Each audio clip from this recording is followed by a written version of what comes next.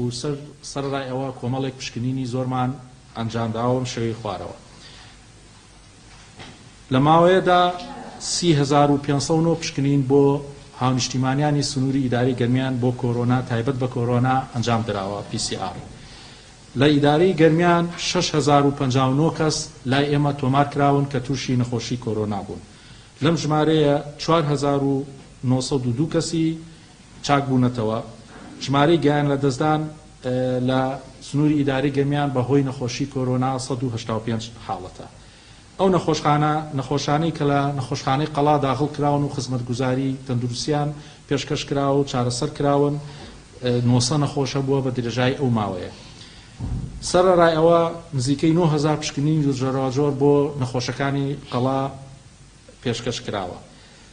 لەنەوە بازگەکاندا 115,000 پشکنینمان ئەنجامدا لەو قۆناغی کە پێویستی دەکرد لە ناو بازگەکاندا تیمەکانی خۆپاراستن و تیمەکانی چاودێری تەندروستی ئامادە بن.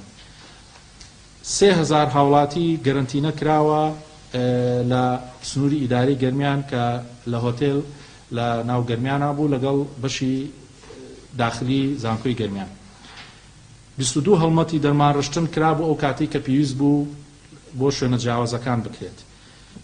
32 هەڵمەتی پشکنینی هەڕەمەکی ئەنجام دراوە لە سنووری ئیداری گەرمیان کە هەردوو قەزای کەلار و کفری و شوێنە جیاوازەکانی دیکەی کردوێتەوە. توانیمان بە هاوکاری پزیشکێکی خۆبەخش دکتۆر ئەکرەم لە سنووری ئیداری گەرمیان و بە هاوکاری نەخۆشخانەی هیوا لە سلێمانی وەرگرتنی پلازما دوای دابینکردنی ئامێرەکان لەلایەن ئەوانەوە ئەنجام بدەین و 282 پلازمای خوێن ئامادەکراوە بۆ نەخۆشانی کۆرۆنا.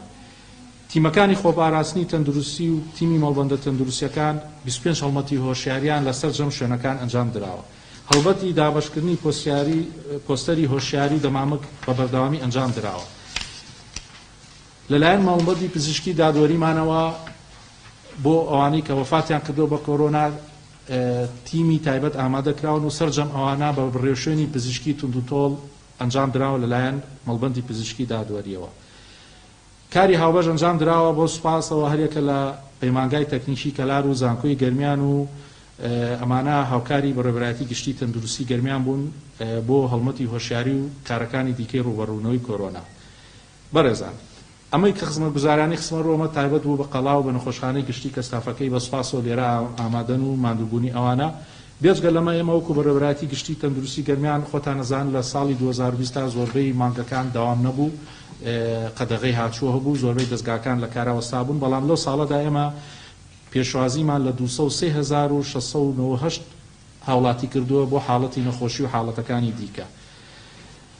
3,425 نەشتەرگەری ئەنجام دراوە لە سەرجەم دەستگاکانمان لە سنووری ئیداری گەرمیان. هەر لەو ساڵەدا 176,000 پشکنینی جۆراوجۆر ئەنجام دراوە، لیژنەی پزیشکیمان 13,000 مامەڵی هاوڵاتیانی بەڕێ کردووە.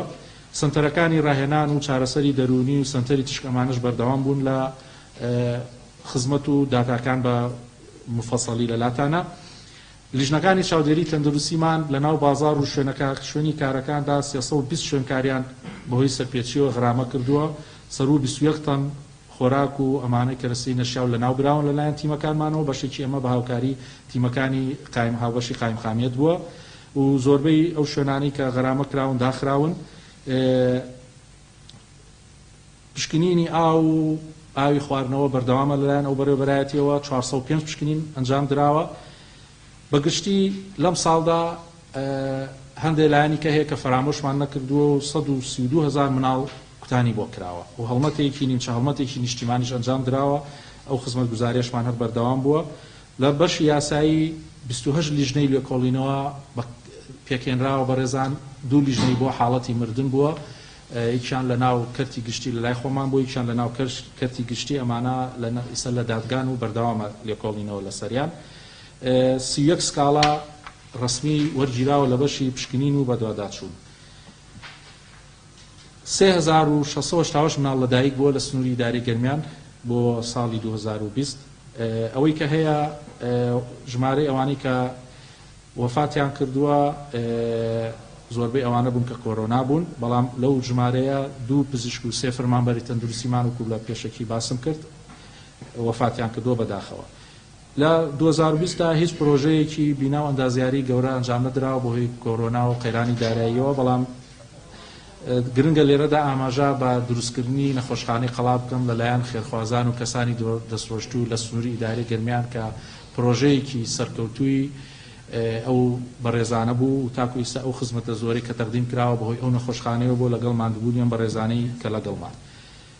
پێش کۆتایی خەرجی ساڵی 2020مان توانیمان لە کاتی خۆیدا پێش ئەوەی ساڵی دارایی داخرێ بە سوپاسەوە بۆ ئیدارەی گەرمیان و سەرجەم دەستگاکانی کە و خەزێنەی گەرمیان لەو ساڵەدا بای 2 ملیار و 526 میلیۆن و 822,420 دینار پێداویستی دەرمان و کەرەسەی پێداویستی پزیشکی و تاقیگە و خەرجی دیکە بۆ ئەم بارەتە من مەسەلەی کۆرۆناشی لەسرە دابین کراوە تەفاسیلەکەی لەسەرێتی. کۆتا باسم بۆ ئامارەکان ئاماری خستنەڕووی کۆرۆنایە لە کاتی کردنەوەی خوێندنگا و قوتابخانەکان لە 6 شوباتەوە تاکو و دوێنێ. لەم ماوەیەدا ئێمە 3052 پشکنینمان لە سنووری ئیداری گەرمیان ئەنجام داوە. کۆی توشبوونمان لەم ماوەیەدا لە کردنەوەی قوتابخانەکان تەنها 56 کەس بووە. لەم ژمارەیە تەنها 15 خوێندکار و مامۆستا کە 8یان مامۆستان و 7یان خوێندکارن لە سنووری ئیداری گەرمیان لە هەردوو قەزای کەلار و کوفری و شوێنەکانی کە توشبوون کە بەمەش دەتوانین بڵێن ڕێژەی توشبوون لەسەر ئاستی پشکنینەکانمان بۆ سەرجەم دانیشتوانی سنوورەکە 1.8 لە سەدا و لەسەر ئاستی خوێندنگاکان لە سەدا ئۆ 0.4 کە ژمارەیەکی زۆر کەمە بە شێوەیەکی گشتی دۆخی کۆرۆنا لە ئێستا لە سنووری ئیداری گەرمیان جێگیرە. بەڵام ئێمە ئەمڕۆ کۆبنەوەیەکی گەورە هەیە لە شاری هەولێر ژنەی ڕوبەڕوونەی کۆلار ژنەی باڵا ئەو کۆبنەوەی ئەنجام دەدات داوای پێشنیاران لە ئێمە کردووە. ئێمە وەکو بەڕێوەبەرایەتی گشتی تەندروستی گەرمیان دوێنێ دوای ئەوەی ڕایژمان لەسەر جەم بە شەکارجێڕی و کەسانی بابند بەم دۆسیەوە ڕایژمان لەگەڵ وەرکردوون. سێ پێشنیارمان خسۆتە ڕوو بۆ سێ قۆناغی جیا بۆ سنووری ئیدارەی گەرمیان کە ویش ئەو قۆناغی کە ئیسەتیان کە ژیان ئاسایی دەبێتەوە، بەڵام هەڵمەتی هۆشیاری دەست پێ بکرێت لە سەرجەم دەستگاکان، سەپاندنی ماسک بکرێت بە ئیجباری و بە سپێندرێت لە سەرجەم شوێنەکان.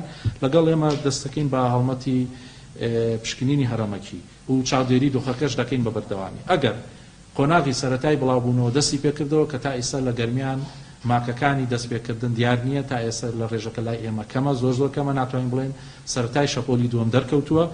ئەو کاتی کە ئەمە بوو ئێمە داوای ئەوەمان کردووە سەرجەم شوێنە گشتیەکان بۆ ڕۆژانی پێنجشەممە و جومعە و هەینی دابخرێت. بۆنە کۆمەڵاتیەکان هەندێکیان دەستی پێکردوێتەوە داوای